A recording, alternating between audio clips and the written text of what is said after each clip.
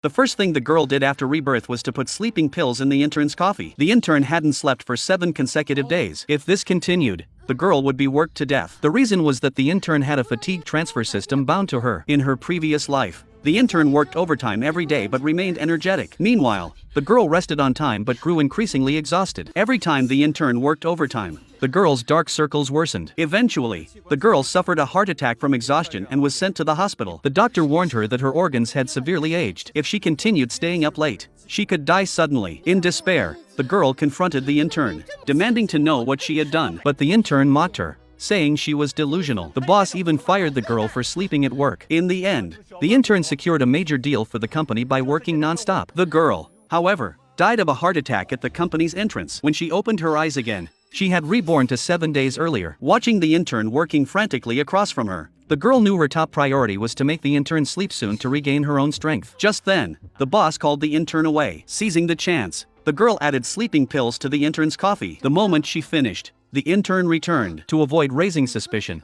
the girl pretended to ask curiously what coffee the intern drank to stay so energetic. The intern proudly said it was just ordinary coffee. She claimed she was naturally good at staying up late and it had little to do with the coffee. The girl sneered silently and returned to her desk. Half an hour later, the sleeping pills took effect. Even before the end of work hours, the intern started yawning. Colleagues urged the intern to go home and rest, noting she had been pulling all-nighters for days. Persuaded, the intern left early for the first time. Relieved, the girl went home. The next morning, the girl woke up from sleep. Just as she thought the sleeping pills had worked, a sharp pain struck her temples. She felt nauseous and rushed to the bathroom, vomiting uncontrollably. Trembling, the girl checked the intern's social media and was shocked to see the intern had gone clubbing all night. It turned out the intern had counteracted the sleeping pills with alcohol and stayed awake all night. No wonder the girl felt as hungover as if she had been drinking. When the girl dragged herself to the office, she saw colleagues praising the intern as a superhuman. Noticing the girl's pale face, the intern deliberately asked if she had stayed up late again. The colleagues assumed the girl had been busy with nightlife and men. Too weak to refute their mockery, the girl struggled to avoid repeating her past fate. She went to the boss and resigned. The boss,